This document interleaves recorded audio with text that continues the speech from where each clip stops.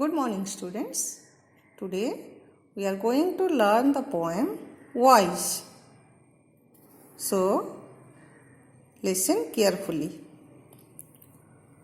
Whoever planned the earth was wise to think of land and sea and skies, to plan a sun and moon that could be made to run the way they should. But how did he have time for all the things we see that are so small, like flowers in a park and flakes of snow and little sparks the fireflies show? The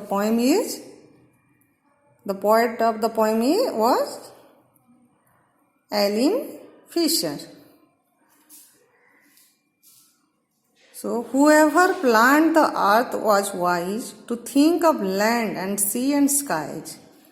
और जो कोई भी ये अर्थ बनाने का plan किए हैं, अर्थ बनाए हैं, वो बहुत वाइज थे, जो कि इतना विशाल जमीन, जो लैंड है, लैंड मीन्स जमीन, सी एंड स्काइज के बारे में भी सोची। और क्या प्लान किए अर्थ बनाने के लिए? जब अर्थ बनाए उन्होंने to plan a sun also, to plan a, उन्होंने एक सन का प्लान किए, मून, ये सब जो भी जैसे हैं, जैसे रहना चाहिए, and moon that could be made to run the way they should, moon को, सन का, जिसका जो फंक्शन होना चाहिए वैसे उन्होंने प्लान किए जब अर्थ बनाई। So however plan the earth was wise, जिन्होंने भी इस धरती का प्लानिंग किया है, धरती बनाया है, वो वाइज है। वाइज मीन्स इंटेलिजेंट है। और उन्होंने क्या क्या सोचे थे जब धरती बनाई? To think of land and sea and skies, जमीन, समंदर एंड आसमान के बारे में भी सोची। और क्या प्लान किए? सन और मून को बनाने का भी सोचे, प्लान किए। धरती के साथ साथ लैंड, सी, स्काईज, सन, मून, ये सब का प्लानिंग हुआ। फिर जो हमारा अर्थ है वो बना। And who made the earth? God, the creator almighty. Look at the second stanza. But how did he have time for all the things we see that are so small, like flowers in a park and flakes of snow and little sparks the fireflies show? The poet wondered here, but how did he have time for all? यहाँ जो poet हैं वो surprised हो रहे हैं, आश्चर्य हो रहे हैं कि उनके पास, but how did he have time for all, इन सारे चीज़ों के लिए उनके पास टाइम कैसे था? The things we see that are so small, जितने भी चीज़ें हम इस अर्थ में, इस दुनिया में हम जो देखते हैं, छोटे छोटे चीज़ें, इतने सारे छोटे चीज़ों के लिए जो गॉड है उनके पास, ऑलमाइटी के पास टाइम कैसे था? Like flowers, what are the small things? Like flowers in a park, जैसे किसी बगीचा के फूल हैं, and flakes of snow, flakes means very thin layer of something, snow means ice, ice का छोटा लेयर, फ्लैक्स मीन्स छोटा, very small, flakes of snow and little sparks the firefly show. Sparks means जलना, कुछ जलता हुआ, lightning. A little sparks the fireflies show. Fireflies means, firefly means a little insect with a tail that shines in the dark. Fireflies क्या है? एक छोटा सा insect से जो डार्क में उसका पूंछ, पीछे से पूंछ उसका चमकता है, और उसका वो जैसे लगता है कि वो जल रहा है, स्पार्किंग कर रहा है, जैसे स्पार्क्स मीन्स स्पार्किंग करना, जलना। So the poet wondered here, जो पोएट हैं, जो कवि हैं, वो सरप्राइज्ड हो रहे हैं, जो इतने छोटे छोटे चीज़ों के बारे में सोचने के लिए उनके पास टाइम कैसे था, इतने टाइम उनके पास कैसे था, किसके पास टाइम, ऑलमाइटी के पास। सो यहाँ जो भी ये अर्थ बनाए हैं, तो जो कोई भी बनाए, जो कोई भी means the God had made the अर्थ, भगवान ने बनाए हैं। तो उन्होंने जो भी बनाए हैं, भगवान बहुत वाइज हैं बोल के यहाँ जो हमारे the poet said. So this is all about the poem wise. Wise क्यों बोला गया है यहाँ इस पोएम को, क्योंकि the god made the earth बनाए and he thought of what and what.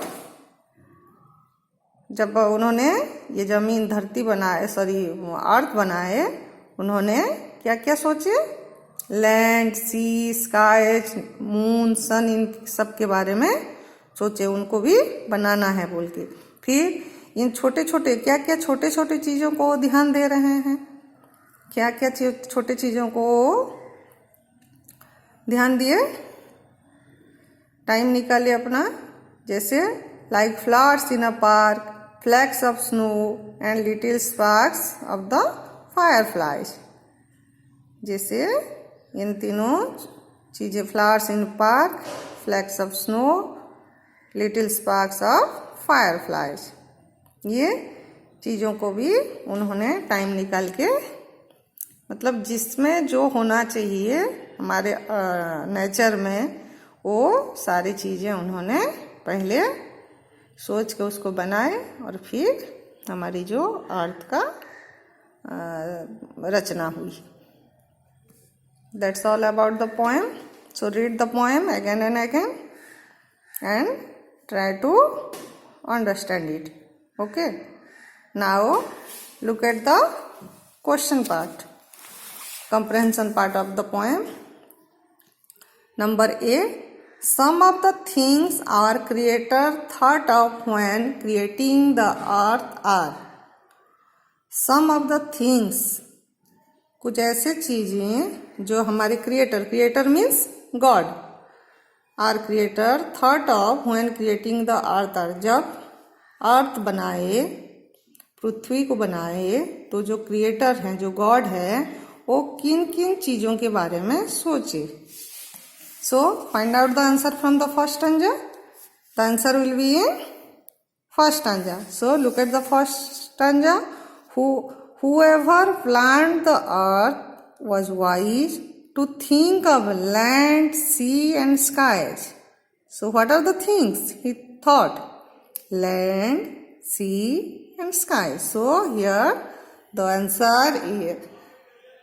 answers are land, sea and skies. क्या क्या होगा answer? Land, sea, second number sea and third number sky. Next, how did he plan the movement of the sun? How did the creator और the god plan the movement of the sun? The sun rises in the east and sets in the west. जो sun है, सूर्य हैं, वो कहाँ से उगते हैं, कहाँ से राइज करते हैं? फ्रॉम द ईस्ट, पूर्व से, and sets in the west, पश्चिम में उनका अस्त होते हैं, डूबते हैं।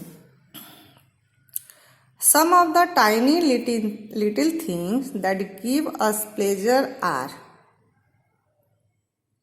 Some of the tiny little things that give us pleasure are ducks and ducks. दो कुछ ऐसे छोटे छोटे चीज़ें हैं जो हमको प्लेजर मीन्स आनंद देते हैं, खुशी देते हैं। वो क्या क्या हैं? Flowers, birds and butterflies, many more things are there. Birds, flowers, butterflies, and your sea, rivers, moons, stars, little star, twinkling stars are etc. Next, write your favorite creation of God. तुम्हारे हिसाब से तुम ये लिख सकते हो कि God ने जो भी जितने भी क्रिएशन है, गॉड के क्रिएशन मतलब गॉड ने जो जो चीजें भी बनाए हैं उनमें से तुम्हारा फेवरेट क्या है। जैसे कि मेरे हिसाब से my favourite creation, according to me, my favourite creation of God is human being, इंसान। सो ये तुम अपने से आप लोग लिख सकते हो आपके हिसाब से कि गॉड का फेवरेट क्रिएशन क्या है। वो में भी ह्यूमन बीइंग्स हो सकते हैं, माउंटेन्स हो सकते हैं, स्काईज हो सकते हैं, सी हो सकते हैं, रिवर्स हो सकते हैं, बर्ड्स हो सकते हैं, butterflies, flower, anything you want to write, you can write. Number B, list some of the things we can do to make the world a better place to live in. List of some of the things we can do to make the world a better place to live in. So students, what are the things we can do to make the world a better place to live in? Number 1, we should clean our surrounding, or we should clean our environment. जहाँ हम रहते हैं, हमारे surrounding या हमारे environment को हमको साफ सुथरा रखना चाहिए। नंबर 2 में, let's come to number second point, we should grow plants. We should grow plants, हमको छोटे छोटे पौधे लगाने चाहिए ताकि हमारी जो एनवायरनमेंट है वो क्लीन रह सके। पौधे क्यों लगाने चाहिए? बिकॉज हमको क्या, पौधों से क्या क्या मिलता है? Plants gives up many things like oxygen to breathe in, fresh air देता है, मेडिसिन देता है, it gives us medicine, it gives us food, fodder. Fodder means जो हमारे एनिमल्स खाते हैं, चारा। फोडर मीन्स चारा। और it gives us shade, branches और वुड जो देता है for making furniture. So we should grow plants, we should clean our surrounding and we should save our natural resources. जो नेचुरल रिसोर्सेस हैं, what are the natural resources? Water, air, all these are natural. जो sunlight, all these are natural resources. तो हमको इनको बचा बचा के इनका यूज करना चाहिए ताकि आगे जो हमारे नेक्स्ट जनरेशन्स होंगे उनको कोई प्रॉब्लम ना आए और नेचुरल रिसोर्सेस की कमी उनको ना हो। सो this is all about the poem.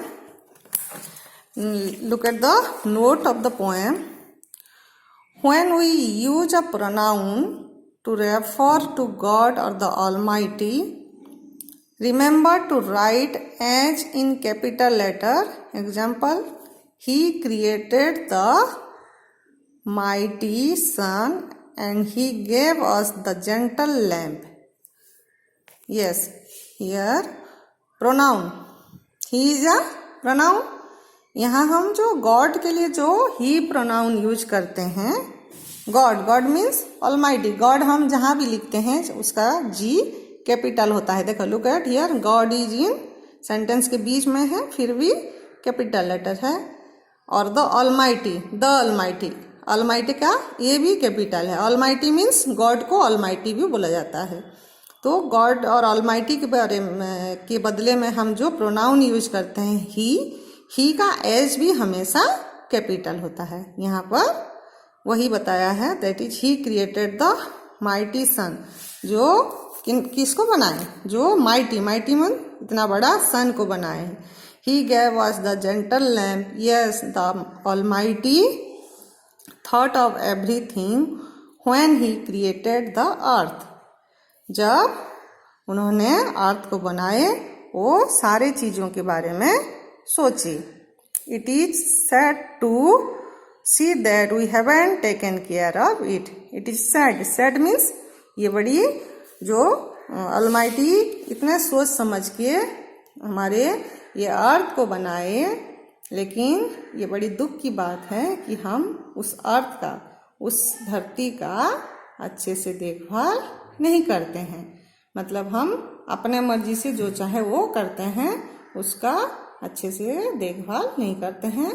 तो we should stop all these things, disturbing things, and we should take care of our mother earth. So this is the moral of the poem कि हमको जो हमारे अर्थ हैं उसका अच्छे से देखभाल। सो इसका मोरल क्या है, क्या सीख मिला कि हमारा सराउंडिंग को हमको नीट एंड क्लीन रखना चाहिए, नेचर को डिस्टर्ब नहीं करना चाहिए, और प्लांट्स लगाना चाहिए। जो नेचुरल रिसोर्सेस हैं उनका कम से कम, जितना कम हो पाए उतना यूज करना चाहिए, और मदर अर्थ को का अच्छे से देखभाल करना चाहिए, because mother earth loves us and we should also love her. That's all about the poem. Okay, thank you.